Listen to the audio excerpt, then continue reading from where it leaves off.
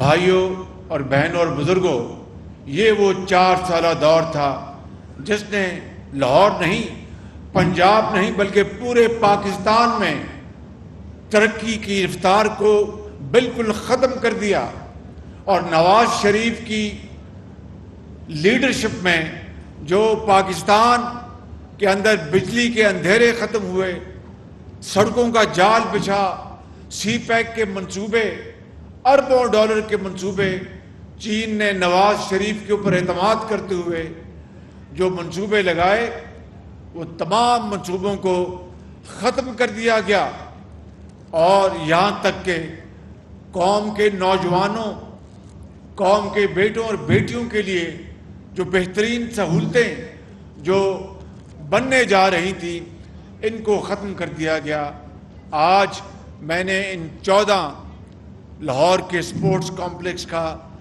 14 میں سے پہلے کا افتتاح کیا ہے سبزہ زار میں، اور میں آپ کو یقین دلاتا ہوں کہ شاید نہ شیپس میں، اور کون سے لاہور میں شیپس کے علاوہ شیپس ہے، اور اس طرح کے اور بنے ہوئے ہیں پرائیویٹ سپورٹس کمپلیکس جہاں پر 25 لاکھ روپے ممبرشپ کی فیس ہے۔ یہ آپ کو بہترین یہ سپورٹس کمپلیکس کا تحفہ اللہ تعالیٰ کے فضل و کرم سے جو نواز شریف کے دور میں آغاز ہوا، مکمل ہوا، وہ دیا گیا ہے، اور اس کا کلیہ یہ بنایا ہے کہ اگر بالفرض اگر 1000 افراد کی یہاں پر ممبرشپ ہے تو 500 جو ممبرز ہوں گے وہ اسکولوں اور کالجوں کے ہائی اچیورز طلباء طالبات ہوں گے انشاءاللہ، اور ان کے لیے کوئی فیس آپ کے لیے مفت ہوگی، ان بچوں کے لیے اور بچیوں کے لیے فری، اور صرف سبزہ زار کے جو والدین ہیں ان کے بچوں اور بچیوں کے لیے یہاں پر جو کوئی فیس نہیں ہوگی، اور بچیوں کے لیے علیحدہ سپورٹس کمپلیکس اور بچوں کے لیے علیحدہ سپورٹس کمپلیکس ہے، اور تمام سہولتیں دونوں طرف بچوں اور بچیوں کے لیے یکساں ہیں۔ اور پھر ان شاندار سپورٹس کمپلیکس کو اچھی طرح چلانے کے لیے، دیکھ بھال کرنے کے لیے باقی جو 50% ممبرشپ ہوگی ان کے اوپر فیس لگائی جائے گی، تاکہ اس فیس سے یہ مشینیں،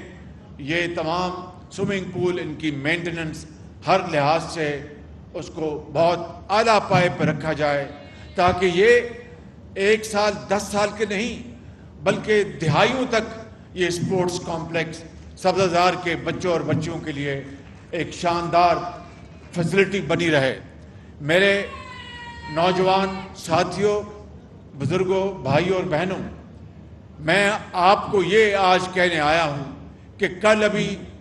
بجٹ آیا ہے پاکستان کا، جو کہ وزیر خزانہ جناب اسحاق ڈار صاحب نے اس کا اعلان اسمبلی میں کیا۔ آپ نے بجٹ کے جو بڑے بڑے اعلانات سن لیے ہوں گے، میں صرف ایک بات کرنا چاہتا ہوں۔ میں نے خود پورے 2 ہفتے دن رات زرعی شعبے میں، انفارمیشن ٹیکنالوجی میں نوجوان بچوں کے لیے ان کو وظائف دینے کے لیے، ان کو جاب دینے کے لیے دن رات میں نے اس بجٹ کے لیے کام کیا، لیکن سب سے بڑا مرحلہ تھا کہ بجٹ میں غریب آدمی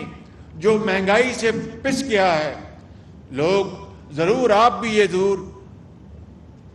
کہتے ہوں گے کہ شہباز شریف یہ وہ تو نہیں ہے۔ ہم تو شہباز شریف کو جانتے ہیں جو ہسپتال بناتا تھا، دوائیاں فری دیتا تھا، جو یونیورسٹیاں بناتا تھا، فری لیپ ٹاپ بچوں کو دیتا تھا، ہسپتالوں اور یونیورسٹیوں میں اعلیٰ تعلیم مہیا کرتا تھا، سڑکیں بناتا تھا، سالڈ بیس، PKLI، اس طرح کے شاندار منصوبے بنتے تھے۔ آج 1 سال سے کیا وجہ ہے؟ میں آپ کو آج یہ بتانا چاہتا ہوں کہ جب اپریل 2022 میں ہم نے اقتدار کا یہ ذمہ داری سنبھالی تو اس وقت IMF سے پچھلی حکومت کے معاہدے کو اس حکومت نے توڑ دیا. پھر اس کے بعد آپ نے دیکھا کہ دنیا میں مہنگائی کا ایک عروج تھا. تیل کی قیمتیں آسمانوں پر پہنچیں کیونکہ یوکرین میں جنگ شروع ہو گئی, کھاد مہنگی ہو گئی, تیل مہنگا ہو گیا. پھر پچھلے سال تاریخ کا سب سے بڑا سیلاب آیا پاکستان میں, جس کے لیے ہم نے جو بھی ہمارے پاس وسائل تھے, میرے بزرگوں, بھائیوں اور بہنوں, ہم نے دیوانہ وار دن رات, کبھی سندھ میں, کبھی بلوچستان میں, کبھی KP میں, کبھی پنجاب میں, میں ہر جگہ پہنچا اور جو کچھ بھی ہمارے پاس تھا وہ دکھی انسانیت کے قدموں میں نچھاور کیا. پھر آپ نے دیکھا کہ باہر کے ممالک نے بھی ہماری مدد کی, دوست ممالک نے ہماری مدد کی. یہ وہ بڑے بڑے جو مسائل اور چیلنجز جس کا مجھے سامنا رہا. تیل کی قیمتیں آج بھی آسمانوں سے باتیں کر رہی ہیں. میں آپ کو کیا بتاؤں, جب گیس کووڈ کے زمانے میں گیس کی قیمتیں دنیا میں زمیں بوس ہو گئی تھی, اس وقت کے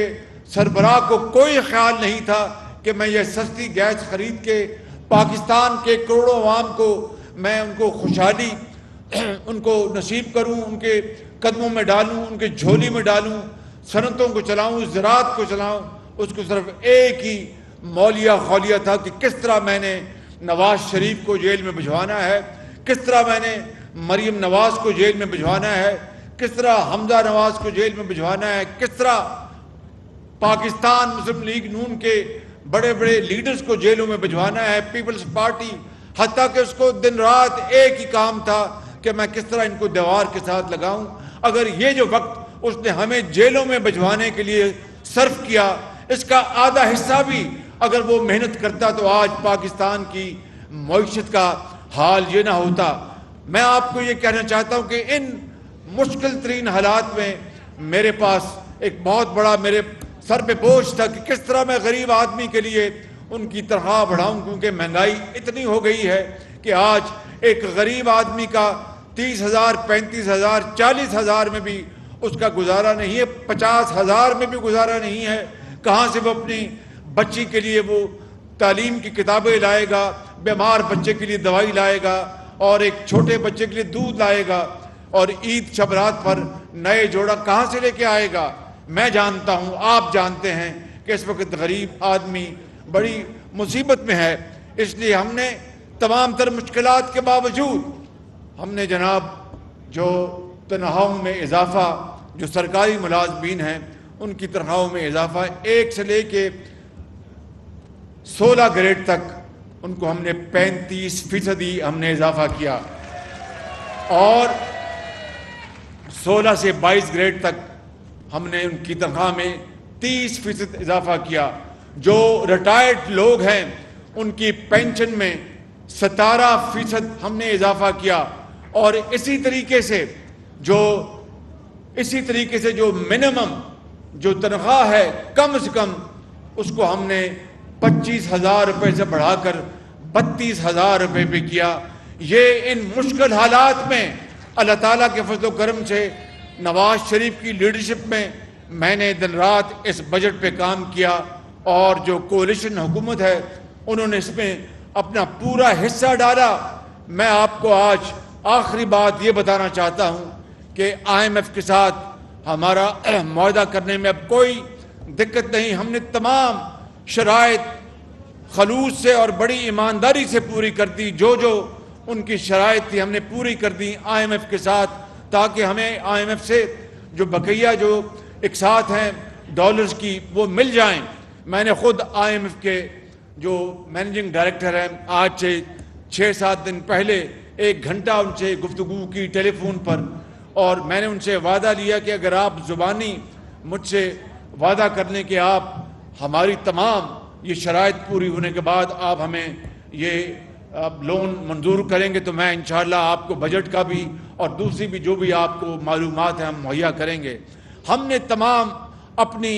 جو طرف سے جو بھی شرائط تھی وہ پوری کر دیں. اب انشاءاللہ مجھے امید ہے کہ IMF کا معاہدہ اسی مہینے میں ہوگا اور IMF کے اس معاہدے کے نتیجے میں ہمیں جو اقساط ہیں بلینز آف ڈالرز کی وہ ملیں گی.